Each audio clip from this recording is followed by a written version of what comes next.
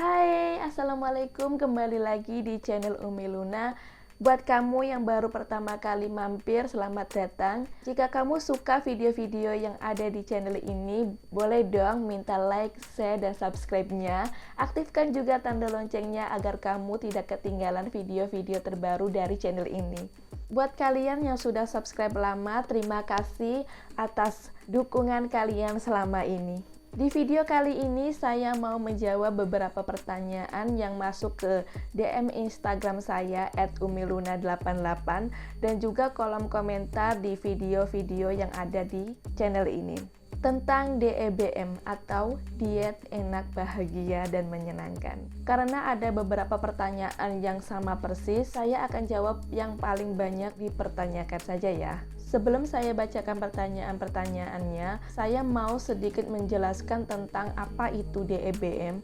DEBM adalah singkatan dari diet enak, bahagia, dan menyenangkan. Salah satu metode diet yang menerapkan pola makan tinggi protein dan lemak, juga rendah karbo dan gula. Kamu bisa makan berbagai macam makanan yang digoreng, dikukus, direbus, dan dengan berbagai macam bumbu. Dengan diet DEBM, kamu juga tidak perlu berolahraga berat agar bisa cepat kurus. Yang namanya diet tentu saja ada beberapa aturan yang harus kamu jalani.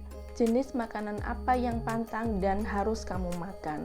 Untuk contoh makanan dan minuman apa saja yang bisa kamu coba, videonya sudah ada di channel YouTube ini ya. Oke, saya mulai saja menjawab pertanyaan-pertanyaannya ya. Yang pertama, Mbak, udah DEBM berapa lama? Saya mulai DEBM sejak 17 November 2017 sampai akhir November 2020. Kalau kalian tanya kenapa kok sampai akhir November 2020? Karena dari awal Desember 2020 sampai video ini dibuat yaitu 28 Juni 2021 saya hiatus diet DEBM. Dan tanggal 29 Juni 2021 saya sudah mulai diet DEBM lagi. Jadi ada sekitar 7 bulan saya hiatus diet DEBM.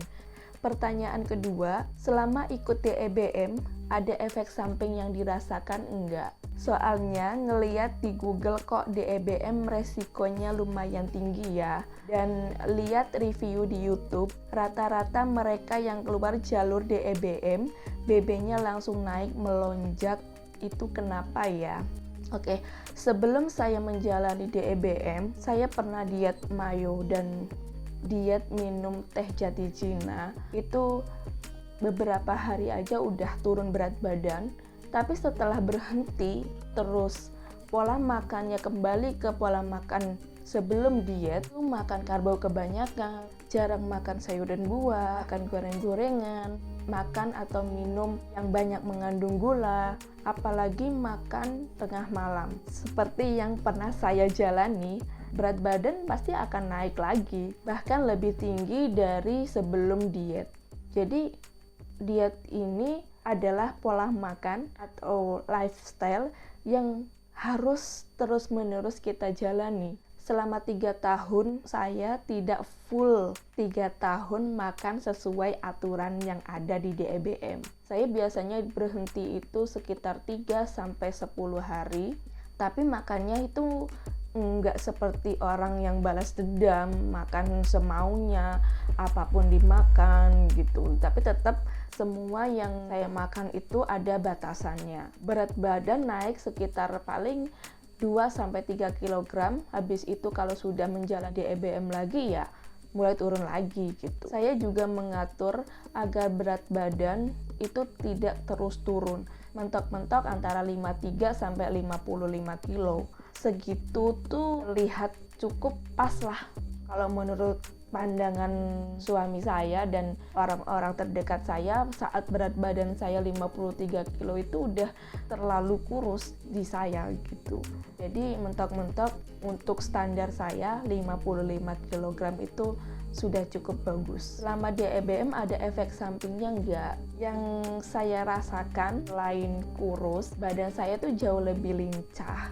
lebih segar, nggak ada efek samping yang berarti di tubuh saya ya. Bahkan saya merasakan nggak gampang sakit, nggak gampang capek, nafas juga nggak berat. Beda pas lagi gemuk, jalan bentar aja kan ngos-ngosan dan gampang capek. Setahun menjalani diet DEBM ini, saya pernah tes kolesterol dan hasilnya normal. 7 bulan ini kan saya benar-benar hiatus ya, benar-benar nggak menjalani pola makan DEBM sama sekali. Area pundak, punggung itu gampang kaku dan capek banget. Saat menjalani DEBM itu benar-benar enteng dan nggak gampang capek. Pas hiatus ini pundaknya itu balik lagi gampang kaku dan gampang capek. Pertanyaan selanjutnya, selama menjalani metode DEBM, Mbak dibarengi dengan olahraga enggak?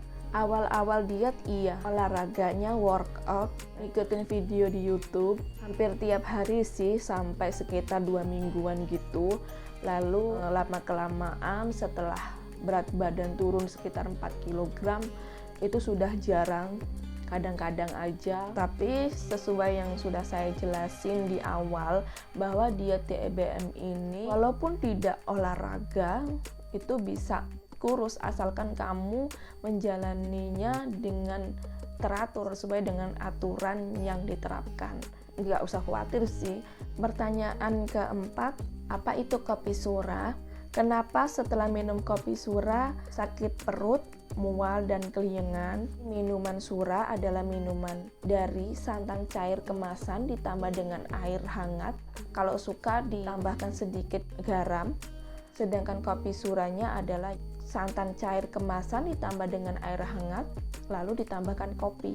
Kopinya bisa kopi tanpa ampas atau dengan ampas, sesuai dengan selera kalian aja. Kenapa setelah minum kopi surah mengalami gejala seperti sakit perut, mual, atau keliengan? Saya sendiri pecinta kopi ya, gak ada hari tanpa kopi. Pokoknya setiap hari, entah itu pagi atau malam, pasti minum kopi. Awal-awal diet, sekitar 3 harian gitu, saya coba minum kopi surah. Karena nggak kuat sih kalau kopi hitam aja. Karena kalau misalkan minum kopi hitam tanpa gula, lidahnya belum terbiasa dengan rasa pahit. Jadi saya coba minum kopi surah. Setelah 3 hari menjalani diet DEBM, saya minumnya itu jam 11 malam, mau tidur.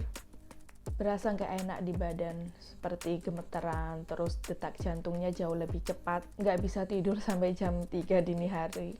Biasanya sih walaupun mau tidur minum kopi tuh tetap aja bisa tidur. Kalau ini kayak mabuk perjalanan gitu, keliengan, nggak enak gitu di badan gitu. Memang DEBM ini juga menyaraninya minimal 2 minggu setelah menjalani DEBM, kalau bisa 1 bulan. Awal-awal menjalani DEBM itu tubuh juga merasa seperti keliengan karena proses penurunan kadar gula. Jadi kita kayak berasa lemes, agak pusing, dan agak keliengan gitu.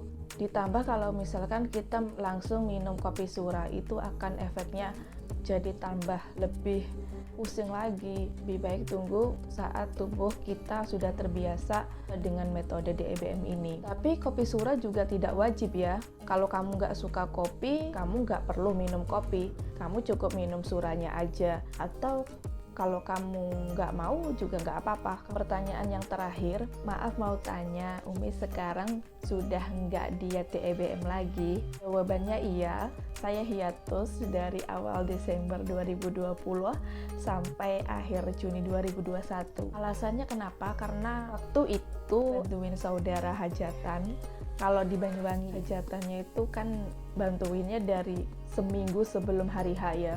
Karena kebablasan, pola makannya nggak teratur gitu, makan makanan berkarbo dan cemilan-cemilan hajatan. Setelah itu awal Januari selama sebulanan lebih sakit, flu, batuk, meriang, badan tuh berasa lemes banget gitu. Sakitnya tuh bukan saya sendiri, tapi suami dan anggota keluarga yang lain juga sakit. Jadi saya berpikir bagaimana caranya bisa cepat pulih, apapun saya makan agar cepat memulihkan tenaga. Berbagai macam makanan, berbagai macam vitamin diminum biar kondisinya cepat sehat. Sedangkan pola makan DEBM kan ada beberapa makanan, vitamin-vitamin yang banyak mengandung gula itu kan nggak boleh. Selama sakit juga banyak makan buah-buahan kan, sedangkan di DEBM nggak boleh terlalu banyak makan buah-buahan. Jadi berat badan melonjak naik. Di pertengahan Januari 2021 juga saya mulai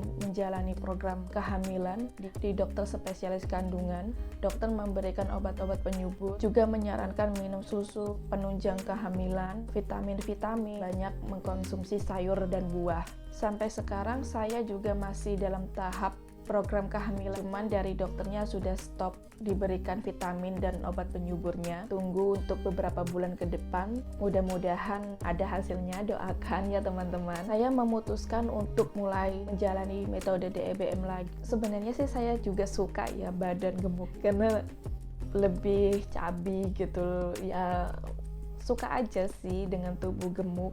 Cuman nggak sukanya itu badan tuh berasa sangat berat, jalan sebentar aja ngos-ngosan. Jadi saya memilih untuk menguruskan badan.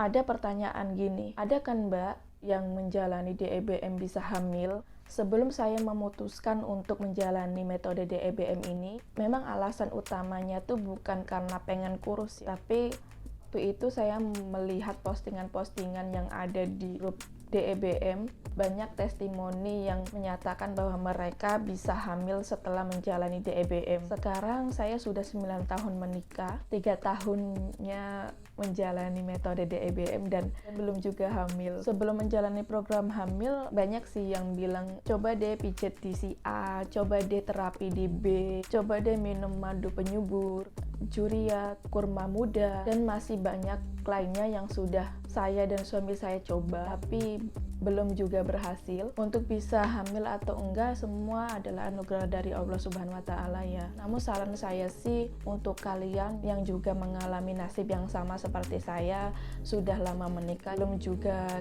hamil, lebih baik konsultasikan diri kamu dan pasangan kamu ke dokter spesialis kandungan agar kalian bisa tahu letak permasalahannya pada siapa, pada si istri atau pada suami. Dan dokter akan memberikan solusi untuk permasalahan yang ada, tentu saja dengan pengobatan yang tepat seperti yang sedang saya dan suami saya jalani. Kami sudah melakukan pemeriksaan yang diperlukan, sudah tahu letak permasalahannya pada siapa, dan sedang menjalani pengobatan.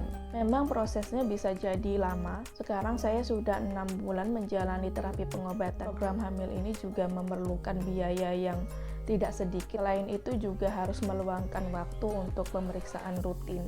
Pemeriksaan di dokter spesialis kandungan kan antriannya cukup panjang ya dan membutuhkan banyak waktu. Tapi kita bisa mendapatkan hasil yang lebih akurat. Pemeriksaan dan pengobatannya juga lebih tepat. Contohnya gini, jangan sampai kita sakit pilek malah dikasih obat diare. Jadi kan nggak nyambung. Kalau kita melakukan pemeriksaan langsung ke ahlinya, kita akan mendapatkan pemeriksaan dan pengobatan yang jauh lebih tepat. Jadi saran saya sih lebih baik rencanakan program hamil di dokter spesialis kandungan agar mendapatkan pemeriksaan dan pengobatan yang lebih tepat. Jadi kita nggak buang-buang waktu, tenaga, dan biaya untuk hal yang kira-kira saja, hanya kata orang, hanya mendengar testimoni dari orang-orang. Lebih baik sih kita tanyakan pada ahlinya, apalagi kalau kita sudah menikah lebih dari setahun, itu harus melakukan pemeriksaan agar tidak menyesal di kemudian hari. Kalau kalian mau tahu detailnya gimana caranya untuk program hamil di dokter spesialis kandungan, kalian bisa komen di kolom komentar, nanti saya akan buatkan videonya. Itu dia pertanyaan-pertanyaan tentang DEBM yang bisa saya jawab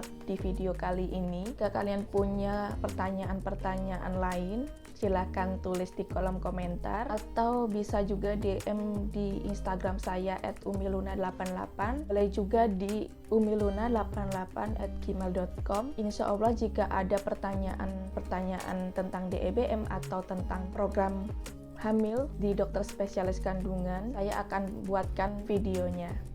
Oke, terima kasih sudah nonton video ini sampai akhir. Mohon maaf jika ada kesalahan, baik itu salah pengucapan atau salah informasi. Kalau ada yang keliru, mohon koreksi di kolom komentar ya. Jangan lupa like, komen, dan subscribe channel ini. Aktifkan juga tanda loncengnya agar kalian gak ketinggalan video-video terbaru dari channel ini. Share juga ke sosial media yang kalian punya agar lebih banyak orang yang tahu tentang video ini. Wassalamualaikum, bye, see you next video.